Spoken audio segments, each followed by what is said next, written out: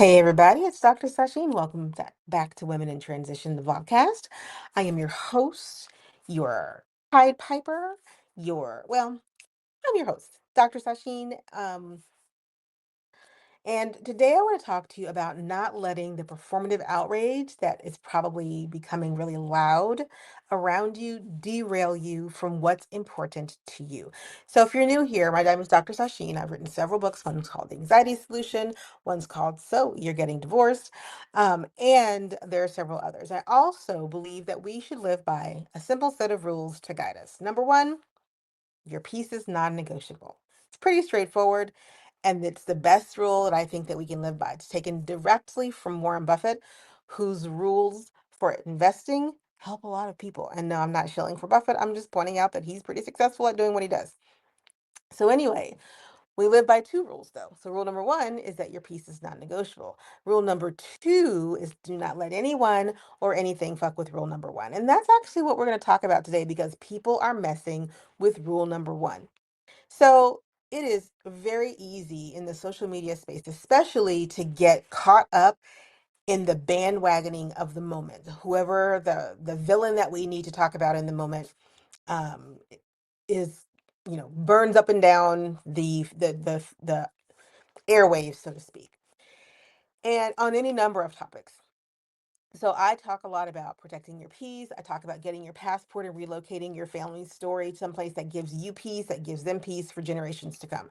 I talk about owning who you are and where you are right now so that you can reimagine your life, especially Gen X women, because that's who I'm really talking to, so that you can imagine or reimagine your life in ways that were closed to us because we grew up at a time where we were latchkey kids and the forgotten generation.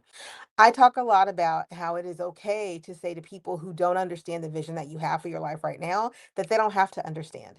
It is okay to find relationships that support where you're going, not where you've been. All of that gets pushed back. Like literally all of it gets pushed back.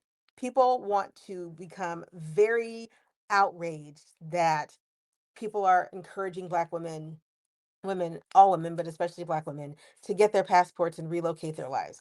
That people are encouraging women, especially Black women, to do something different than the prevailing narrative says we should want to or should be able to.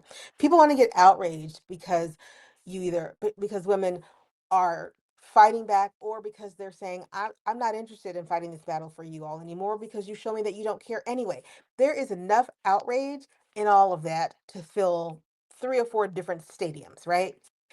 Then on top of that, people are outraged because you don't want to talk about their cause, or they're outraged because you don't talk about their cause the way that they think you should talk about their cause. They're outraged because you spoke on a cause that's near and dear to you that they disagree with. There's so much performance of outrage that I find it very difficult to believe that anybody is really this outraged all the time.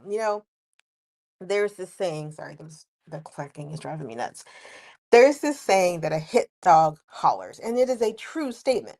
If you say something and 10, 15, 20 people are immediately burning up your comments on any of the platforms, not to say, hey, I agree with you, or I have a difference of opinion, maybe have you thought about this, but to just want to play you because you dared to voice something that they find to be disingenuous, out of touch, performative, whatever. Like they're just going on and on about how horrible you are to hold this idea, this belief, and then to say it out loud and then how come you didn't think about this idea and this idea and this idea? But they come at it in such a way that you know that it's not that what the person said was wrong. It's that the receiver took it because they may be guilty and they don't want you to hold that mirror up. I mean, yes, there are troll farms, like we get that. But what I want to talk to you about for the next few minutes, not long, because I got I'm here for a good time, not for a long time. But what I want to talk to you about is how I don't want you to let performative outrage derail you and where you are, what you're doing, and where you're going. It is so important in a world where the narratives every single day there is something to be legitimately concerned about, right? Something to be legitimately upset about. So when people are getting mad at you for having an opinion or a desire or a belief or taking a turn that doesn't suit them and they want to just attack, attack, attack. Don't let that derail you. Y'all got to start using the mute and the block button, even on your parasocial darlings, because I mean, I'm telling you, some people are just going off the rails, and I'm trying to figure out why are you so angry at this person? She didn't do anything to you, and it's because there's so many things to be mad about. There's just so many things, and in the rush to jump on the bandwagon of outrage, the performative outrage bandwagon, to make sure that you're seen as someone who's fighting against this person, what's really happening is that many people's good works of activism or life change are just being muted because they're being attacked because we've got to jump on this bandwagon to show people that we're right and they're wrong. Now listen. All we've done is taken the bully from in our face to online. That's all we've done. And instead of saying, I don't agree with that and moving on, there are these just, pages and pages of posts that go into why this person is wrong or out of touch or, should be just 20 paces and 20 walks off the short pier because they're just so out of touch. And what I'm finding to be really fascinating and disheartening, and I'm going to shift this narrative because that we don't want, I'm going to show you why we don't let this derail us.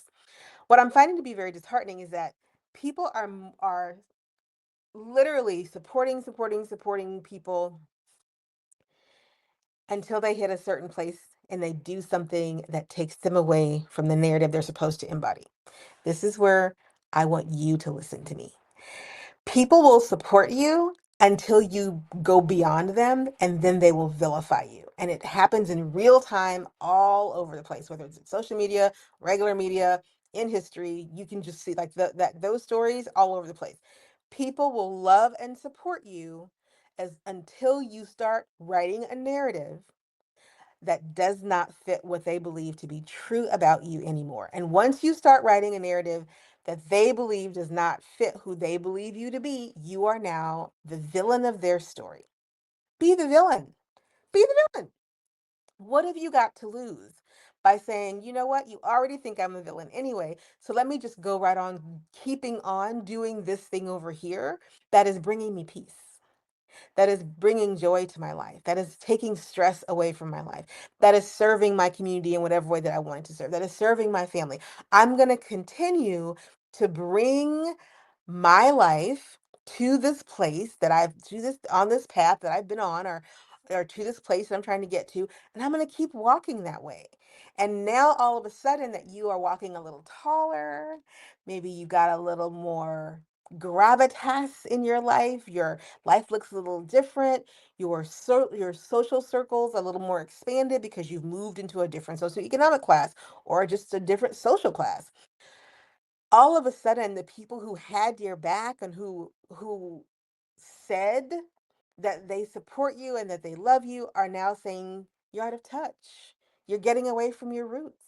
You're not who you said that you were. You actually don't have to stay the same person to make sure the people around you always feel like you're one of them. Let me say that again. You don't actually have to stay the same person to make sure the people around you always feel like you're one of them. You're always going to be one of them if that's what you want to be, but you yourself don't have to stay the same version of that person. You're allowed to change your mind. And more importantly, we're all allowed to grow forward towards whatever reality that we want. So get your passport, relocate. Like, I can't even tell you how many people yell at me when I post on social media about the fact that the story of my people, indigenous and African people, is written in the soil of many places. It is entirely well within my purview to write the next chapter of that story wherever I want to.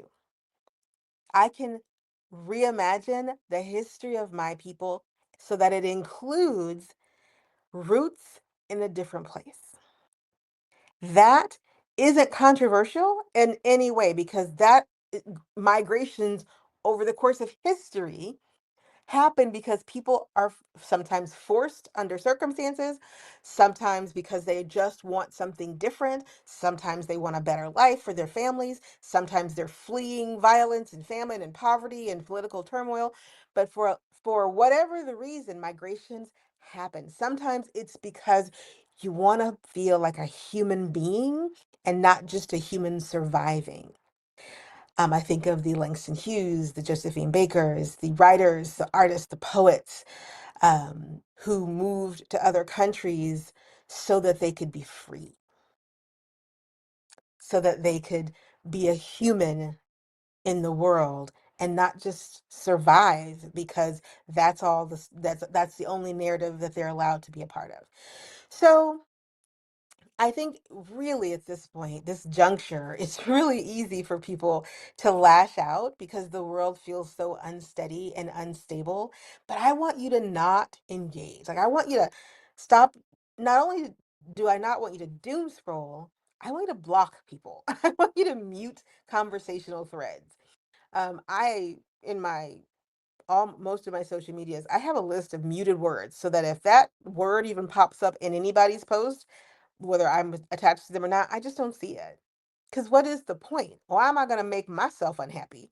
Because, or just more to the point, why am I going to interrupt my peace over topics that I don't want to have to engage in anyway? Some that I don't care about. So why am I going to, I really don't want to engage in them. But some because there's no constructive discourse to be had. And I'm not going to argue with strangers online, not about shit that I don't care about or that's not going to directly impact my life. And if it's going to directly impact my life, then I'm going to fight with the tools that I know that I can fight with, which is my voice. Absolutely. And I do talk. If you follow me on other social media platforms, I'm not shy. But I also am very clear about my boundaries of what's important and what I'm going to engage in and how I'm going to engage in it. And I am the first person who, like, I will rather walk over your corpse than have this conversation with you, right? Like, I'm not going to do that because there's no point. We're not going to see eye to eye, and I don't believe in wasting my time. But not enough of us will say, I'm not going to waste my time. Too many of us let the performative outrage guide our communication patterns with other people. Tuesday in the live, if you are free on Tuesdays at 11 Central Standard Time, join me for a tea break. It's the tea break in the middle of the week, that we come together and we're just building a little community of people who are drinking a cup of tea. Sometimes I'm talking about something important, sometimes I might read a chapter to you, sometimes we're having a conversation back and forth, but it's just a time to bring our cortisol levels down and maybe our serotonin levels up. So if you're free every Tuesday, I try to post about it, make sure that I send out that reminder. So subscribe to the channel until you can get the reminders. But join us on Tuesday just to hang out. But one of the things that I talked about this past Tuesday was this idea of the victim core, and it's this genre of victimhood that seems to be racing through social media, where people are in love. It feels like with being on the verge of a dystopian world, and I talked about it because this video is going around of this woman who shaved her head and then took her hair and wove it into yarn to then crochet herself a hat of her hair that she then put back on her head. And I said, even if this is performative, which is obviously performative because you did it online and you then posted it, I think it was a TikTok. I'm not sure because I'm not on TikTok and I think I saw it on a different platform, but I believe it was on TikTok that she posted it. Anyway, but I was saying how it's just wild that we have reached a place where I need to perform dystopia. There's enough dystopia right around you. Why on earth are people racing to perform dystopia? Because the performance of that isn't railing against it, right? Is just drawing attention.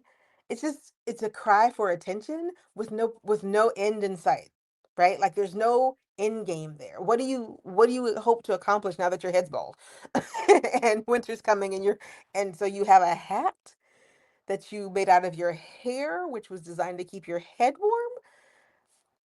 Mm. Performative outrage is leading to things like victim core, things like wearing handmade outfits all over the place and thinking that that's somehow railing against the dystopian slide into fascism. Like, it's just a bizarre way to look at the world, especially given what Atwood has said about her own works. Um, to then Anyway, that's for a whole nother video. Whole nother video. Maybe we'll have that conversation one day in our Tuesday chat. But for the purpose of you and me today, what I want you to keep in mind is the performative outrage that is swirling around every single thing. And God knows is enough to actually be outraged about, right? But the performative outrage, where people are literally attacking people for just trying to live their life and to continue to build an existence outside, around, up, on top of, underneath, whatever, the bubble of reality that we're forced to live in and the reality that we choose to live in don't actually have to coincide. They don't. Like, they really don't. And we do this all the time. We build lives at work that have nothing to do with home, right? So the fact that people are building lives outside of the craziness of the political world shouldn't elicit outrage. Nor should people who are living who are choosing to express where they are and where they're going and encourage others to go as well, be vilified, castigated, and attacked because they're stepping outside of the struggle narrative and saying, yes, the struggle is real and absolutely, but here's some things that you might want to think about that could help you get out. Or maybe you're not struggling in the same way as everybody else. Your struggle looks different. And there's a community out there for you who are filled with women like you who are looking at life like this. Let's go find them. I want to encourage you to go and look for the women who are where you are or where you're trying to go, and leave the performative outrage to others. Don't let that derail you. Don't start to feel guilty about not engaging in the outrage over everything, because most stuff is none of your business. It's none of your business. Don't let the performative outrage derail you because you are being told that if you say something that doesn't fit this narrative, then you're not one of us. Then don't be one of us. Okay, great. I'm not one of you. What's next? Don't let people's insecurity and fear drive your insecurity and fear to the point where you don't do anything about the dreams that you have been building, the life that you're trying to create, the path that you've chosen to walk, because now you're paralyzed that if you take that road, then you have to give this road up because you won't be accepted anymore. And so you're stuck in the middle and you're wondering which way to go and you don't know what to do. And I'm telling you, that's a recipe for disaster. Absolute disaster. So I want you to stop. Protecting your peace means stopping. It's turning off, it's muting, it's blocking, it's getting offline, getting into community with people who want you to succeed, are okay that you say, I want my story to start someplace else, are okay if you say, I'm in the sandwich between my parents and my kids, but in about a year or two, I know that I can make some significant changes in all of that space that will bring us to a better, more safe, secure place. And I'm going to work towards that. It's okay to have a contrary opinion to the prevailing narrative about your life. Like, right? It's okay to say, I don't actually believe that about my life, so I'm not going to act like it's my life because it's not.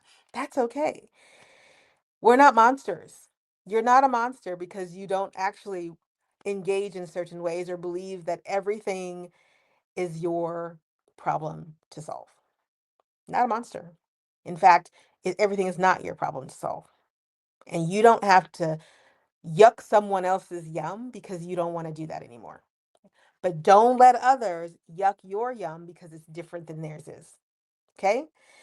If you want more, if you're looking for a connection in a conversation, join us on Tuesday. Tuesdays at 11 Central Standard Time.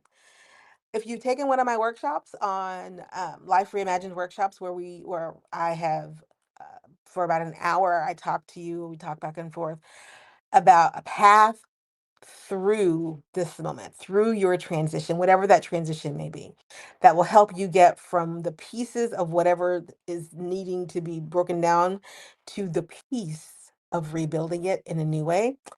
I'm not running that workshop this week. I ran the last one last week, but The larger course is coming. The Life Reimagined course is coming, and I call it a course, but it is a module-based course. It is coming, and it is one of those experiences that I think will change your life. In fact, I know it will change your life because it's changed the lives of other people that I've used pieces of my process that I'm just now putting into one thing. But those pieces have been life changing for other people on their journey through their post-divorce life, because that's where my work originated, was doing work with women who are going through a divorce and helping them pick up the pieces and find their peace in in the process.